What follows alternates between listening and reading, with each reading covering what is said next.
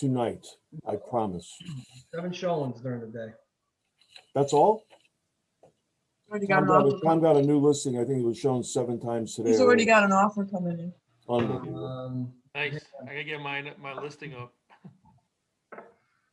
We'll get to that right at the end, Paul, so hold that thought. We want to hear all about it, as listings are like gold. About 3. So anyway, Tom, Tom, could you put yourself, how about 4 o'clock? Tom, could you put yourself on mute, please? Thank you. Or I can mute you. Yes, you can mute him. We can do whatever we want. The only thing I can't do from this is like throw empty water bottles at people. That was my. Yeah, that was his thing, and that was his thing with the meetings. We would get empty water bottles thrown at if we said anything silly. Anyway, so the last listing contest, while Tom is talking about and making a deal, that was the 30-day January challenge for listings and sales. And we sent out a video that I did the Sunday after it was over, just saying, here's the winner. It was Tom Walsh, and you get $300 or something like that to Computech for computer equipment for your home office, supplies at Suburban Stationers, staying local. And I guess we were waiting for Tom to say, hey, I won.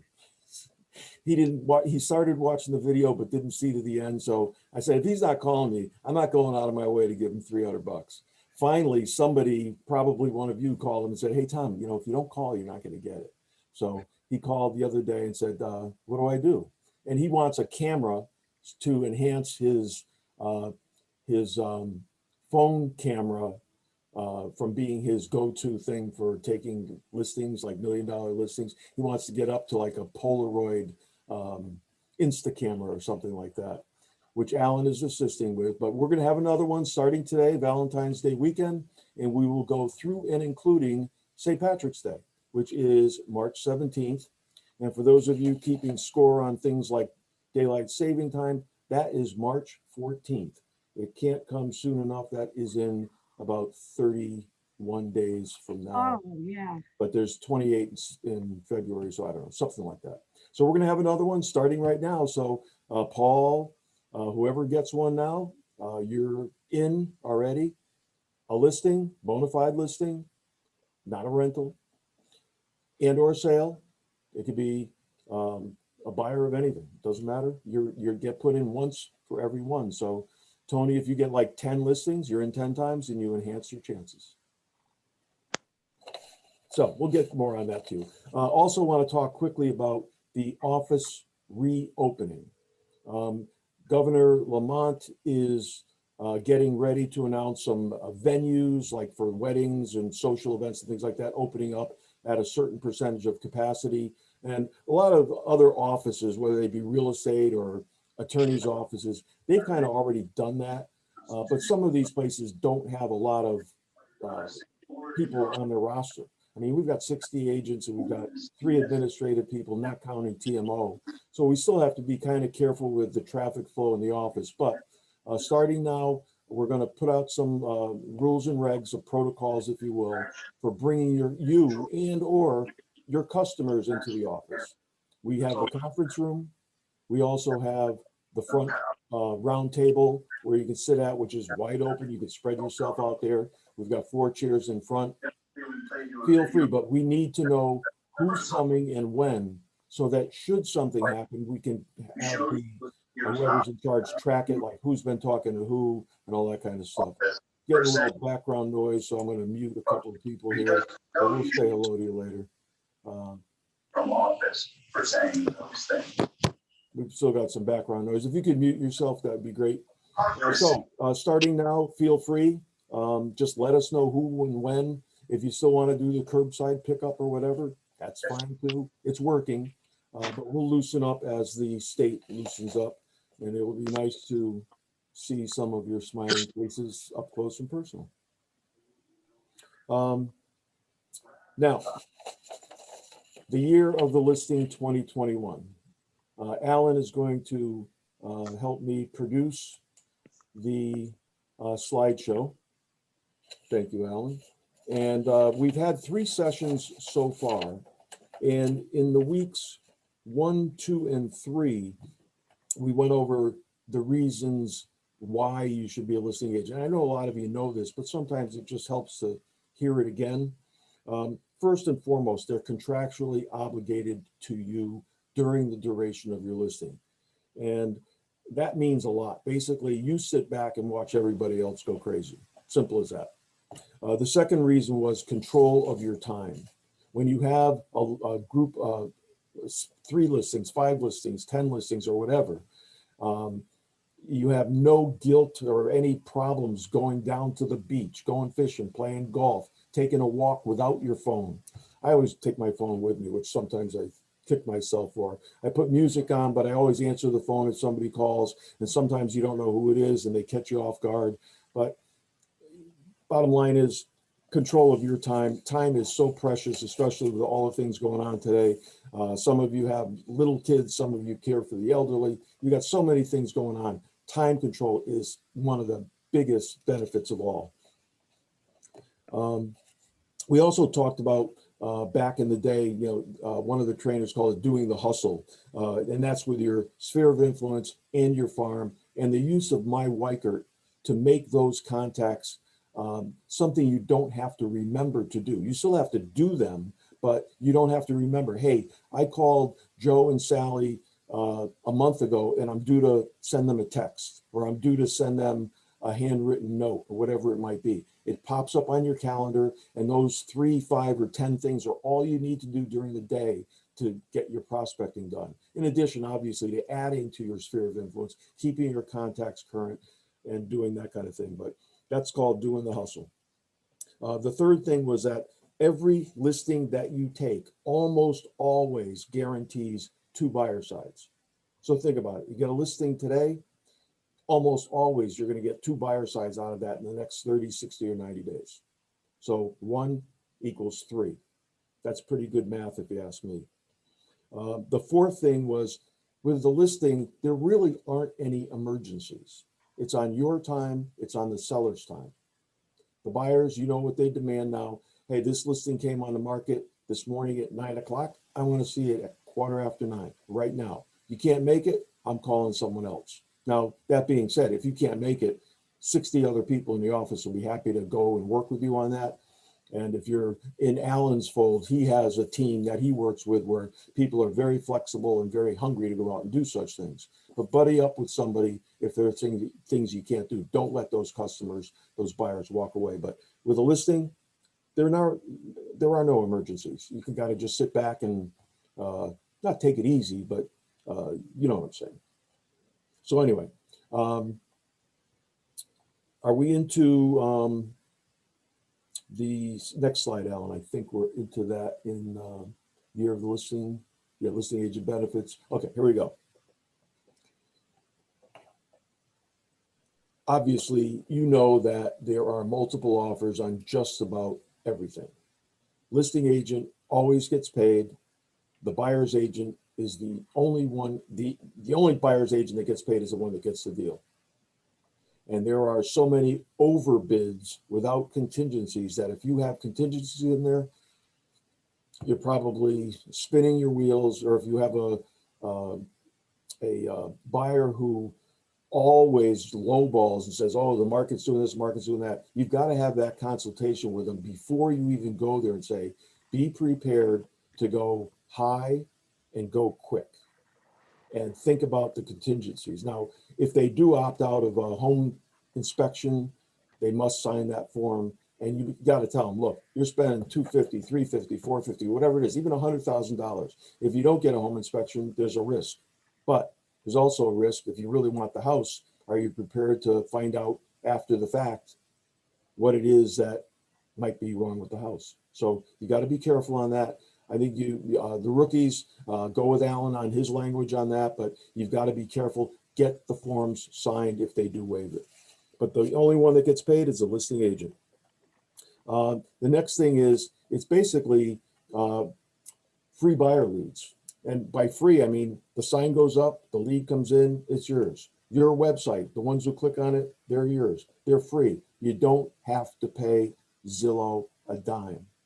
You don't have to go out and get one of these freebuyerleads.com and pay them money for something that may never come.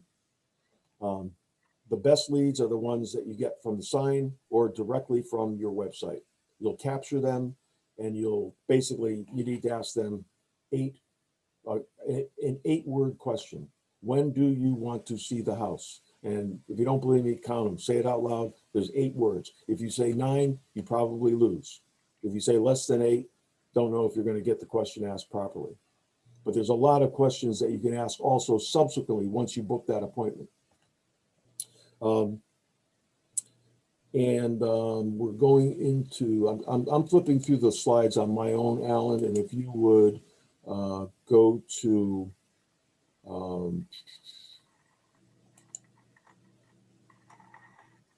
let's go to the networking slide, Alan, if you're not there yet.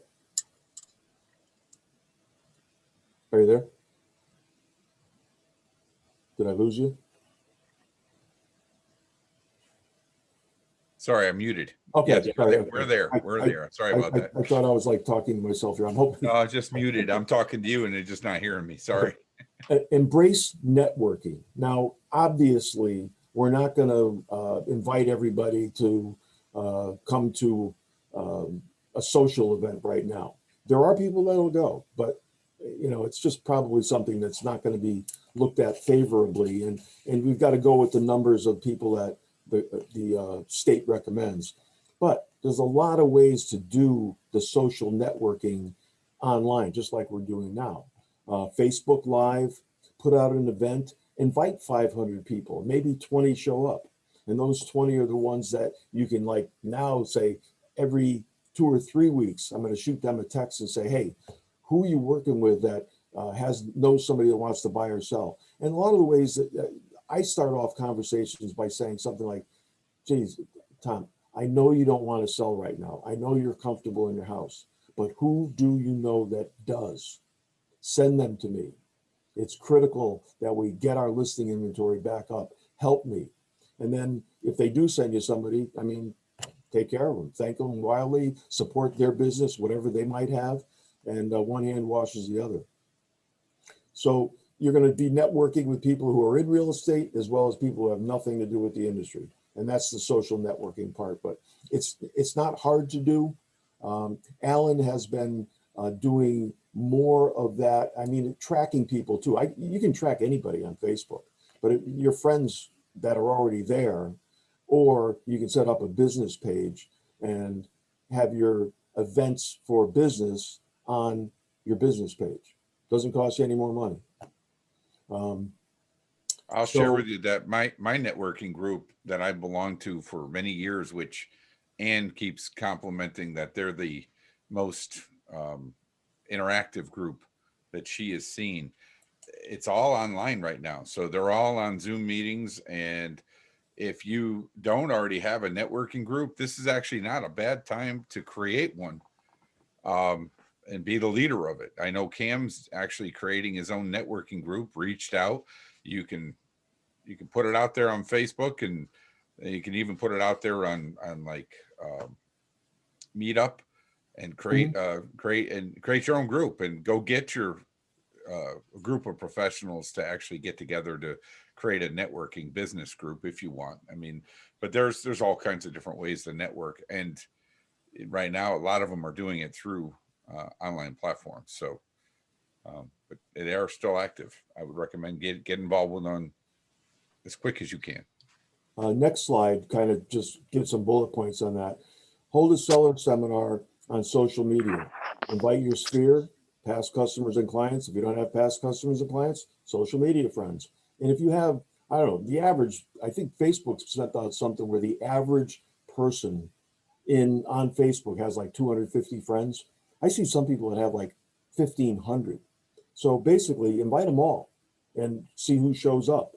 It's a numbers game for that, but the closer they are to you, the more they're going to be sensitive to your question, and just say, hey, who do you know?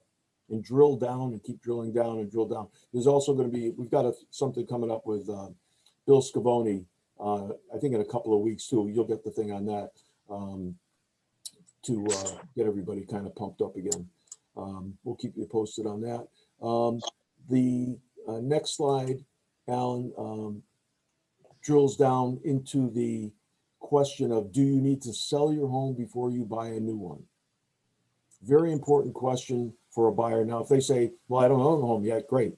Don't need a Hubbard clause or anything else. But if they do need to sell, the thing that you have to do is to get face to face with them in their house.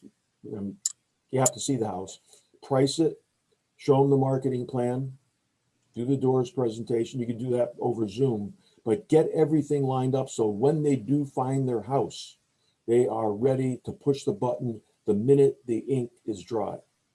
And by that, I mean, get your professional photography taken, line that up. And sometimes this time of year, that takes a little bit of timing, because if there's a snowstorm coming and you can't see the house, I mean, Tommy put a house on the market with snow all over it, but there's nothing you can do about that. But if in, let's say March, the snow melts and you can get somebody out there getting good pictures, get them done. Green grass is better than white snow. And if there's snow on the roof, but it melts away, have them go back and take another couple of pictures. The house only needs to be staged once. Basically, you're going to stage it, get your photos, and then they commence living again. Especially if you've got kids. I mean, there's stuff all over the place with toys and laptops and office equipment, all that kind of stuff. But if they do it once and you're ready, you're ahead of the game and you'll look like a pro. You tell the other agent that, look, this house is going on the market the day after. And sometimes you do get a Hubbard. We've had a couple accepted recently. They went way over list and they were ready to go the moment the purchase ink was dry. Very important that you prepare for that. If you have any problem convincing somebody, let Alan or I know. We'll help you through it. Next slide. I think we're on to Yeah, we're gonna be on to what you call it? The listing, what am I trying to say? Week week 5. Week 5, and there we go. Listing agent benefits number 9. You can be a farmer. Now, some of you may be. I grow herbs. That's pretty much what I grow at my house. I don't classify as a farmer, but I like to spice up my food. But in the real estate world, we talk about farming as being a geographic area that you prospect for business. And most agents have one farm. And a lot of times it's where you live.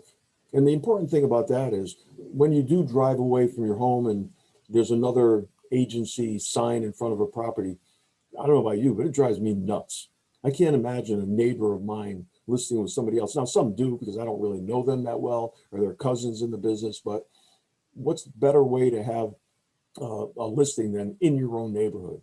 Number one, showings are easy. The exposure is phenomenal. Everybody knows you. They're all asking you about it. And you're contacting them with just listed, just solds, and quality merchandise throughout the year. And that's basically can be digitized and automated, so you don't really have to do things manually. It's all push button. But better than one farm, why not 2 or 3? Let's talk about 3. So one might be where you live. The next one might be a place where you think you may want to live down the road. It could be a bigger house, it could be a smaller house, it could be a condo complex, it could be anything. But different price range and a different turnover so that there's always something going. One might be an area of $190,000 homes in Manchester. Another might be $400,000 homes in Manchester. And a third might be a condo complex of 40 homes in East Hartford. So you're covering a lot of different markets. And generally, when one market is slow, the other 2 might be hot. So you've always got something going on. And just pick something you like. Could be waterfront houses, could be horse property. And by geographic, it's better to have them consolidated. Your horse properties might be tough. That was a bad example because they're all over the place. But if you like horses, prospect horse farming people. I mean, you can do anything you want to do, especially in this day and age. The information is readily available. So think about the farming. You can be a farmer. Let's go on to the next slide. Alan loves this slide, the one with the tarp on the house. Yes. Listings hiding in plain sight. Um, According to the National Association of Realtors, about half of the buyer leads on a property had a property they had to sell in order to purchase. So if the buyer leads come into you and you're not asking if they need to sell the current property, this is what they're calling a hidden listing. If you're not asking the right questions, you just don't know. But if you do know, that puts them in a different category where your approach to them might be different. Certainly, you can set them up on autopilot on MLS for new listings. You can put them in My Weicker and keep track of them that way. But you're also going to want to send them information on selling. Get your home ready, staging, take a look at it, make recommendations for minor improvements. And then once they do find a house, you're all over them. And most of the time, it's the first agent they come in contact with. I think the number on one of the next slides is 70%. Yeah, there you go. 77% of sellers interview only one agent. And the first agent is usually that one, but you've got to do it right. You got to ask the right questions.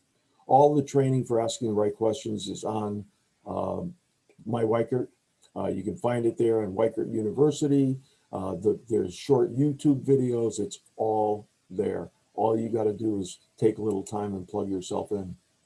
And I think the number one thing that somebody who's beginning to look at properties, probably going out to open houses, and when they start to do that, they're not sure if they want to move yet.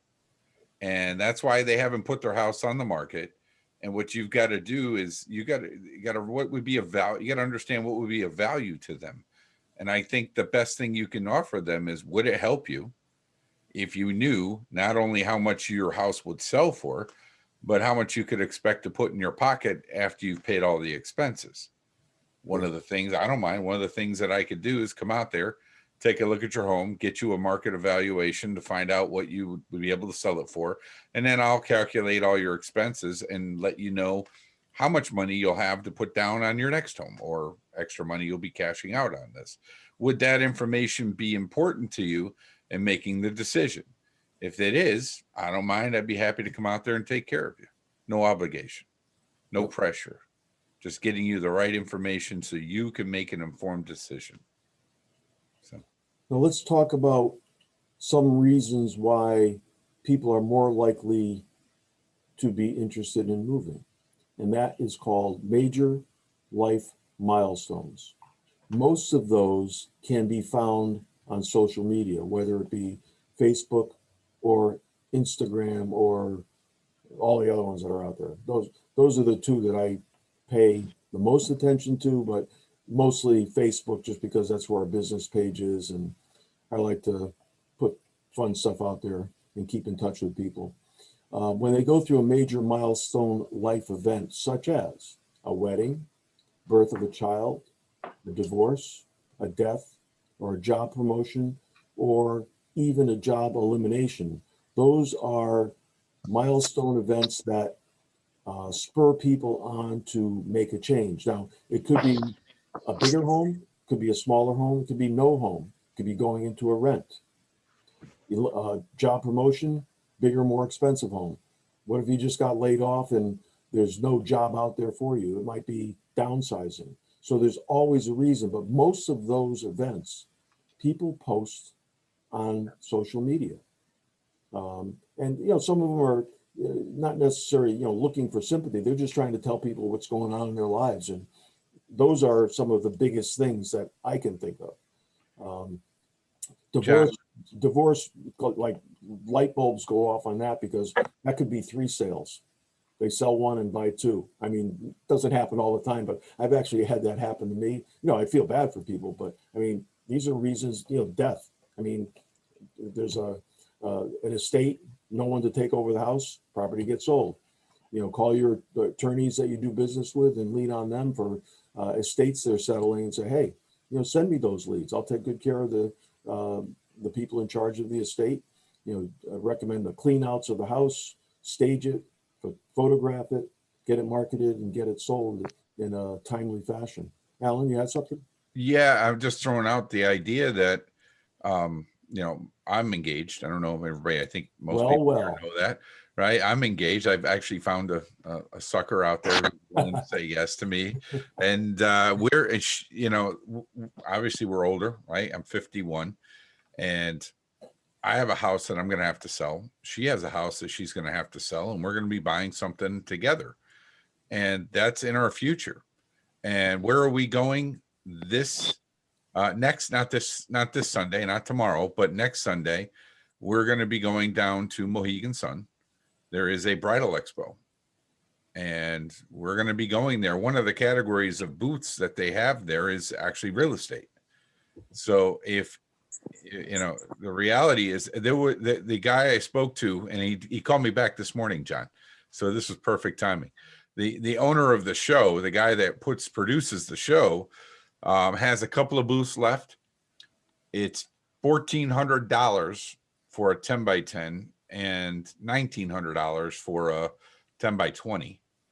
And the idea though is there's already pre-registered 1,000 brides and grooms going through this bridal show in the middle of a pandemic. They're actually limiting the number of people that can be in there. There's a 2-hour window that you can go through it. So there's going to be 1,000 people couples going through this bridal show, and they're going to have houses to sell. They're going to have houses to buy. There's going to be the whole process of them, and every vendor gets the name, address, phone number, and email address of everybody that came to the show. So I'm not suggesting any one of you fork out $1,400, but if we wanted to, if anybody was interested in prospecting the newlywed couples coming down the pipeline, it's potential we could actually share a booth, right? 3 or 4 of us share a booth, spend $200-300 each. And by the way, he did say, being last minute, if we were interested, he would give us a deal on the booth, but those were the going rates, without any discount. But last minute, I'm sure he would allow anybody to squeeze something in. I do know that the Hartford Expo Center is going to be having one in May. So if you don't want to rush and get something done in the next 7 to 8 days, it's possible we can maybe even look into the one that's going to be up here at the Hartford Expo. But just some ideas of how we can actually generate some business, generate leads. And I think the biggest value on that, having done bridal work and bridal shows myself in the past, is not the fact that you're probably going to gain a ton of business at the show because their focus is on planning their wedding. However, your follow-up, your KV Core platform, adding all 1,000 of those people into your database and doing the follow-up is probably going to be a more important aspect than just actually even being there. So the face-to-face is great, but I do think that the database is just as valuable. So just a thought I wanted to share with anybody. If anybody's interested, let me know, and maybe we can put a few people together to do something like that in the spring. Very good. Good stuff. Thank you, Alan. Yep. And the last slide just basically says, thank you for coming on today. We know your time is valuable. I hope your time was well spent. And if we could, just want to open it up because I think I heard rumors of a couple of listings coming down the pike. So if you'd stop the screen share, Alan. Sure. Thank you very much. And we can all see each other again. I can see you now, which is great. Tom, is your listing sold yet? Oh, you're on mute, Tom. I know. 7 showings today. Sold yet?